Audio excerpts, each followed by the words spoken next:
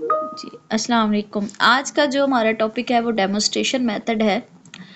जैसे कि आप इंटरव्यू देने जाएं और आपसे कहा जाता है कि डेमो पेश करें, तो आपने यानी कि आपने कुछ शो करके दिखाना होता है डेमो में। तो इसी तरह डेमोस्ट्रेशन का भी यही मतलब है कि मुज़ाहिरा करके दिखाना, कुछ शो करके दिखाना कि कोई भी जो मटेरियल है उसको।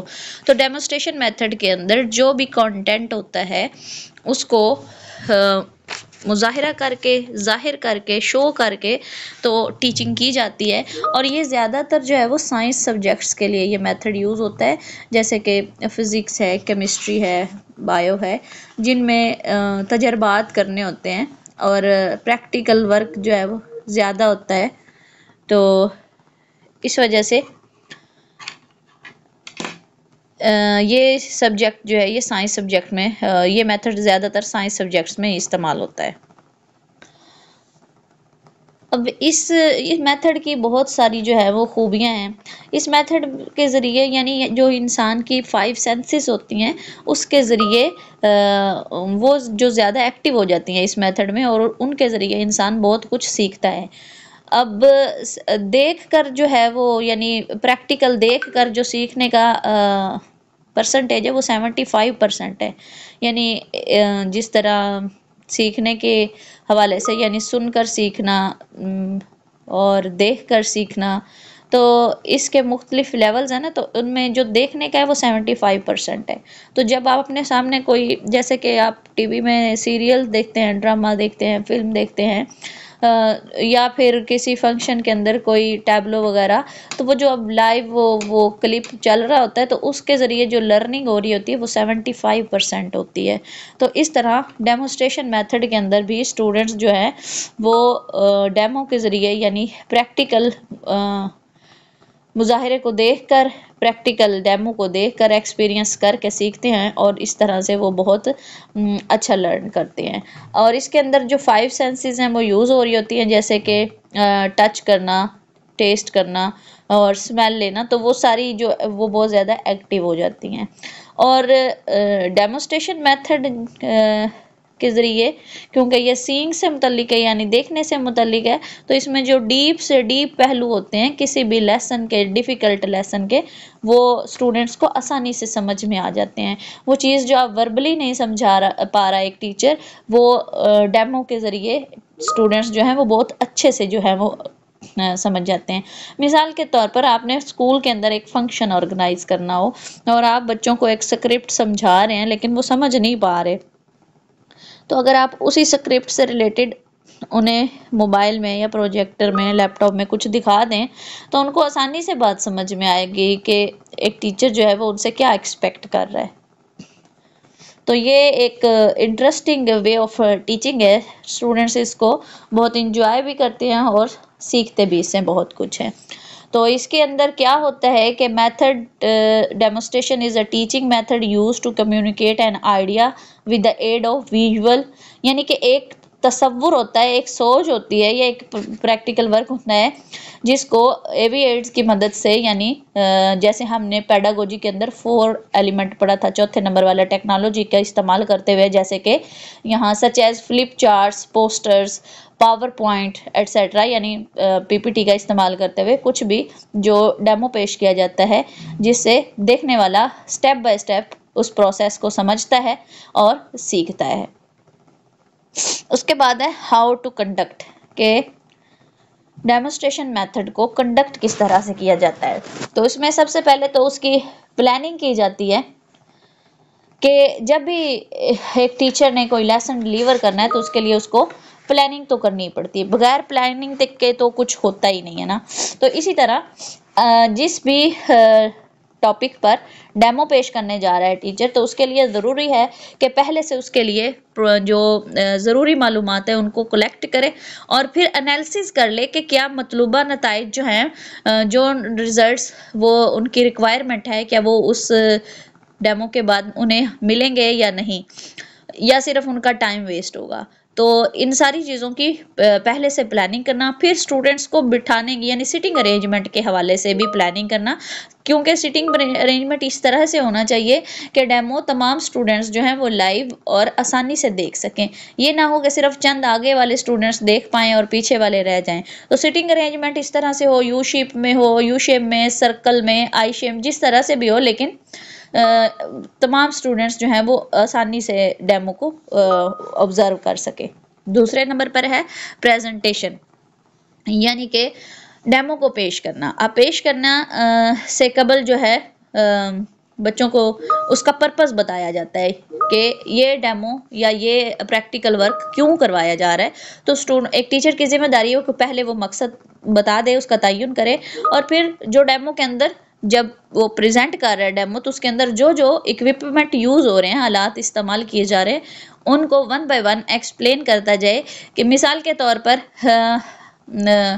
अगर उसने सीज़र का इस्तेमाल किया है या उसने टेस्ट ट्यूब का इस्तेमाल किया है या कुछ भी वो जो अपने एक्सपीरियंस या लैपटॉप का यूज़ किया है या स्लाइड्स का इस्तेमाल किया गया है, तो एक तो वो उनका नाम बताता जाए और साथ में एक्सप्लेन करता जाए कि इसका फंक्शन क्या है, इसका वर्क क्या है, ताकि इस तरह तमाम एक तो डेमो भी स्टूडेंट समझ लें और फिर जो उसके अंदर इक्विपमेंट यूज़ हो रहे हैं, जो मटेरियल यूज़ हो रहा है, उसके बारे में भी वो बेहतरीन तरीके से जो है वो उसे अंडरस्टैंड कर सके। और स्टूडेंट्स की हेल्प भी ली जा सकती है प्रेजेंटेशन के दौरान डेमो पेश करते हुए। एज ए असिस्टेंट स्टूडेंट्स को से काम लिया जा सकता है। और स्टूडेंट डेमो पेश करने से पहले तो उसकी रिहर्सल करना बहुत ज़रूरी है। तो फाइनल प्रेजेंटेशन से पहले जो है वो रिहर्सल कर ली जाए, ताकि किसी किस्म की गलती का जो है वो इम्कान ना हो और टाइम वेस्ट ना हो। और लास्ट पर है एग्जामिनिंग और ओवरव्यू और रिव्यू। अब जब डेमो पेश हो गया, कंप्लीट हो गया, तो उसके बाद उसका रिव्यू, यानी कि वो किस हद तक कामयाब रहा या स्टूडेंट्स ने उसको किस हद तक सीखा, ये चेक करने के लिए स्टूडेंट से रिव्यू लिया जाता है। एक टीचर जो है वो उनसे या तो दोबारा डेमो करवाने का कह सकता है, इस तरह से भी रिव्यू ले सकता है। अगर तो वो अच्छे से प्रेजेंट करते हैं तो फिर तो उन्होंने सीख लिया, या फिर इम्पोर्टेंट पॉइंट्स जो है वो बोर्ड पर लिखवा ले, या फिर उस पूरे डेमो का की समरी जो है वो स्टूडेंट्स से कहे कि वो लिख दें। तो इस तरह एक जो स्टूडेंट है वो डेमो का रिव्यू ले सकता है। इसके बाद हैं जी हमारे पास डेमोस्ट्रेशन मेथड के एडवांटेजेस। तो इसके एडवांटेजेस में सबसे पहले है कि डायरेक्शन ऑफ थिंकिंग प्रोसेस, कि ये एक स्टूडेंट्स को एक सिमत देता है कि वो दुरुस्त वे में सोचें, यानी कि क्रिएटिविटी की तरफ ये प्रोसेस, ये मेथड जो है वो स्टूडेंट्स को लेकर जाता है कि क्रिएटिव चीज़ें फिर उनके जहन में आएंगी और वो प्रॉब्लम्स को सॉल्व करेंगे या तजर्बात करेंगे। तो ये क्रिएटिव थिंकिंग की तरफ लेकर जाता है, एक सिमत जो है वो स्टूडेंट्स को देता है, जिससे वो उनका लर्निंग प्रोसेस जो है वो बेहतर होता है और उनको ज़्यादा चीज़ें सीखने की स्टिमुलेशन मिलती है, तहरीक मिलती है, मोटिवेशन मिलती है। उसके बाद है इन्वॉल्व मोर सेंसेस, जैसे कि मैंने अभी आपको पहले बताया कि इसके अंदर 5 सेंसेस यूज़ होती हैं। तो वैसे तो हम राइटिंग लर्निंग प्रोसेस में देख रहे होते हैं और सुन रहे होते हैं, लेकिन इसके अंदर सारी सेंसेस का इस्तेमाल होता है। टच करना, देखना, सुनना, छूना, सारी चीज़ें जो है वो यूज़ हो रही होती हैं। तो इससे लर्निंग प्रोसेस जो है वो परमानेंट और ज़्यादा एक्टिव हो जाता है। उसके बाद है डेवलप इंटरेस्ट। तो ये क्योंकि मैंने आपको बताया कि इंटरेस्टिंग लगता है स्टूडेंट्स को देखकर सीखने का अमल, तो ये स्टूडेंट्स को मोटिवेट करता है और वो एक्टिवली पार्टिसिपेट करते हैं और उनके लेवल ऑफ इंटरेस्ट को इंक्रीज करता है लर्निंग प्रोसेस के अंदर। नेक्स्ट है जी इजी अंडरस्टैंडिंग। डेफिनेटली जब देख के सीखना है, आप खुद अपना एनालिसिस करें कि आप एक ड्रामा सीरियल देख रहे हैं या एक फिल्म देख रहे हैं या एक नावल पढ़ रहे हैं, तो आपको उसकी अंडरस्टैंडिंग हो रही है, फ़ौरन देखते देखते ही आपको समझ आ रही है कि ये क्या कहना चाह रहा है, ये क्या क्या जो है वो स्टोरी चल रही है। तो इसी तरह स्टूडेंट्स जो भी हैं उनके लिए भी डेमो के ज़रिए ईजी अंडरस्टैंडिंग हो जाती है। उसके बाद है इन्वॉल्व स्टूडेंट्स। तो